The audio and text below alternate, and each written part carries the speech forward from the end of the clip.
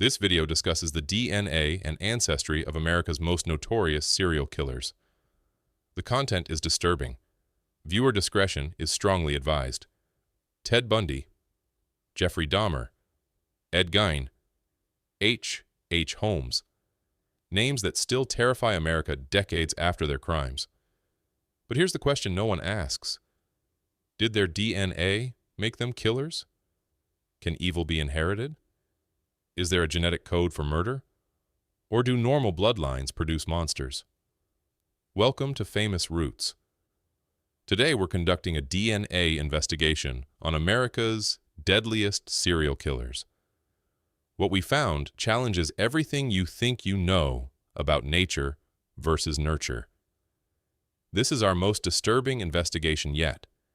If you're fascinated by the darkest corners of human psychology and genetics, subscribe to Famous Roots right now. Hit that bell. You won't want to miss what we uncover. January 1974, Washington State. Young women start disappearing. Beautiful, intelligent, college students. They vanish without a trace. The killer was charming, handsome, educated. He approached women in public, pretending to be injured, asking for help. They trusted him, and they died. Ted Bundy confessed to 30 murders, but investigators believe the real number exceeds 100. He was executed in Florida's electric chair in 1989. But who was Ted Bundy genetically? Born Theodore Robert Cowell in Burlington, Vermont, 1946. His mother, Eleanor Cowell, was 22 and unmarried. His biological father, unknown. DNA records show Bundy's ancestry: English, Irish, and Welsh. Working-class families, no aristocracy, no wealth. And here's what's crucial: no documented history of violent crime in his bloodline, except for one man. Samuel Cowell, Bundy's grandfather. Violent, racist, abusive to his wife and children. Young Ted witnessed this abuse. But was violence genetic or learned? Modern genetic analysis of Bundy's family history reveals something disturbing. No genetic abnormalities. No inherited mental illness. No biological explanation for his crimes. Bundy's IQ was 136. High intelligence, exceptional verbal skills, charismatic, handsome. By every genetic measure, he should have been successful, not monstrous. So what went wrong? Bundy was raised believing his grandparents were his parents, and his mother was his sister. The shame, the lies, the violent grandfather. Environment, not genetics, created the monster. Ted Bundy's DNA didn't make him a killer. His bloodline was ordinary. The evil came from somewhere else. And that's more terrifying than any genetic explanation. Milwaukee, Wisconsin, 1960. Jeffrey Dahmer is born into a respectable middle-class family. His father, Lionel, is a chemist with a PhD. His mother, Joyce, struggles with mental illness and depression. Nothing in Jeffrey Dahmer's DNA suggested he would become one of America's most horrifying killers. German, Welsh, and Irish ancestry. Educated family. Suburban childhood. But something was wrong early. Dahmer dissected roadkill as a child. He was fascinated by bones, by death, by control. His parents' troubled marriage deteriorated. Joyce's mental illness worsened. Between 1978 and 1991, Jeffrey Dahmer murdered 17 young men. The crimes were so disturbing, we won't detail them here. He was killed in prison in 1994. His father, Lionel, spent decades trying to understand. He wrote a memoir asking one question: was there something in the DNA? Something he passed to his son? Genetic analysis found nothing. No inherited psychopathy, no schizophrenia genes, no biological markers for violence. Dahmer's DNA was normal. Joyce Dahmer had depression and mental illness, but depression doesn't create serial killers. Millions suffer from mental illness and never harm anyone. After Dahmer's death, his brain was studied. Structurally normal. No tumors. No abnormalities. No biological explanation for 17 murders. What researchers found instead? Severe emotional neglect. A mother consumed by mental illness. A father absent due to work. A child left alone with dark fantasies that became darker realities. Jeffrey Dahmer proves the most terrifying truth. Monsters can come from normal DNA. Respectable families. Suburban homes. No genetic warning signs. Just a child no one noticed was broken. Plainfield, Wisconsin. 1957. Police investigate a missing woman and discover something from a nightmare. Ed Gein's farmhouse of horrors. Ed Gein was born in 1906, German and Norwegian ancestry. His mother, Augusta, was a religious fanatic who taught Ed that women were evil. His father, George, was a weak alcoholic. Augusta isolated Ed and his brother on their farm. No friends, no outside contact, just Augusta's twisted religious teachings and hatred of the outside world. DNA analysis of Gein's family history reveals something different from Bundy and Dahmer. Possible genetics who predisposition to schizophrenia. Mental illness may have run in the family. Gein murdered 2 women, but his real crimes were grave robbing and creating disturbing items from human remains.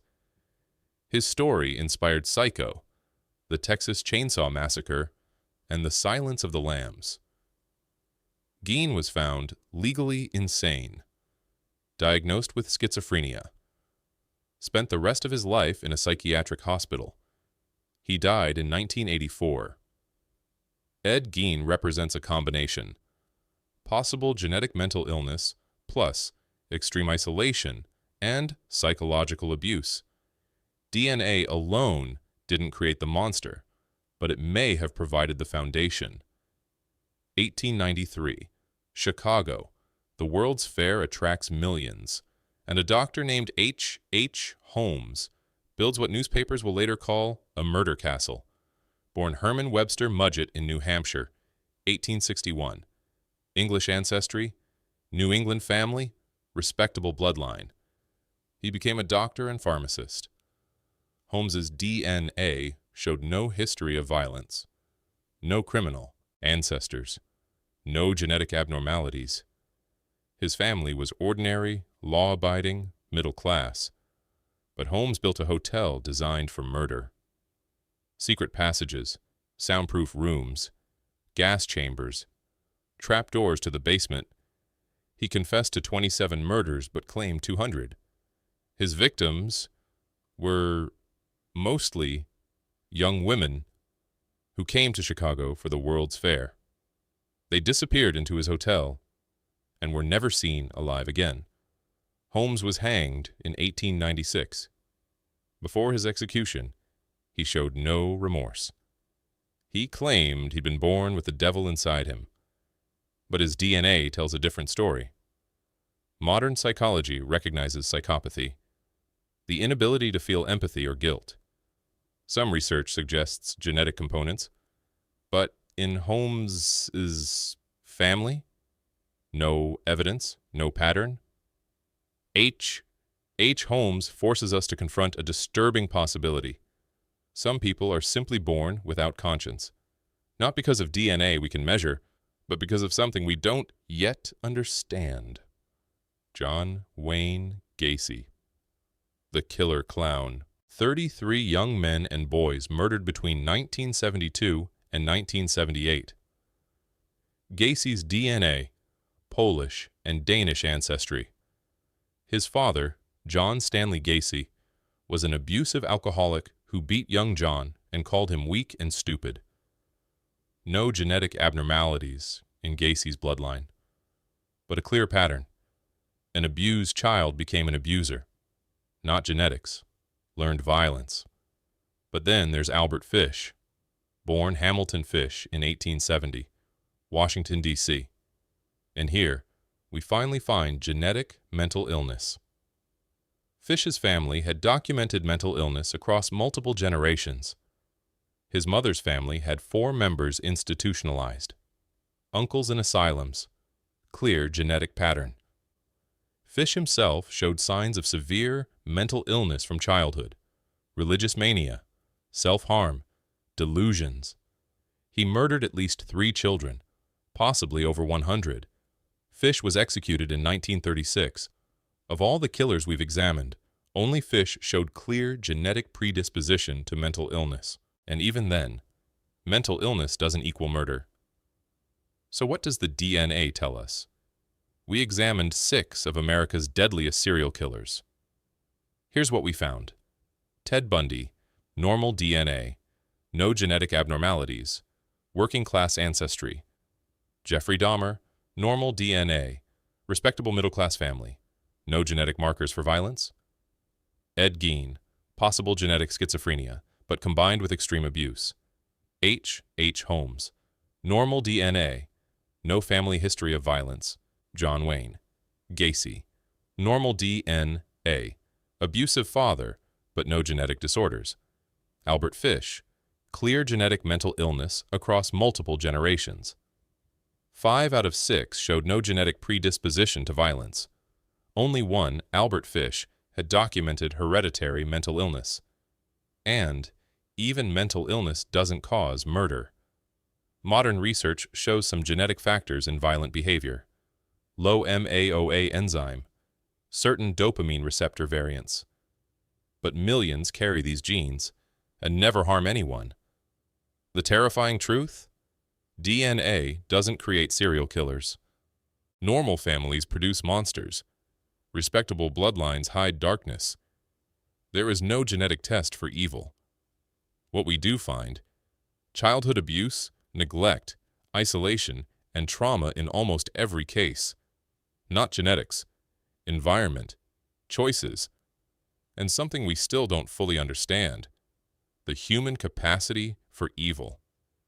We examined the DNA of killers, but we must remember, their victims had DNA too. Families, dreams, futures stolen by evil that can't be explained by genetics alone. Understanding serial killers isn't about excusing them. It's about prevention, recognizing warning signs, protecting vulnerable children, stopping monsters before they're created. Can DNA make you a killer? The answer is rarely, if ever. Can it contribute? Perhaps. But far more important are childhood trauma, psychological damage, and choices. The good news? If killers are made, not born, they can be prevented.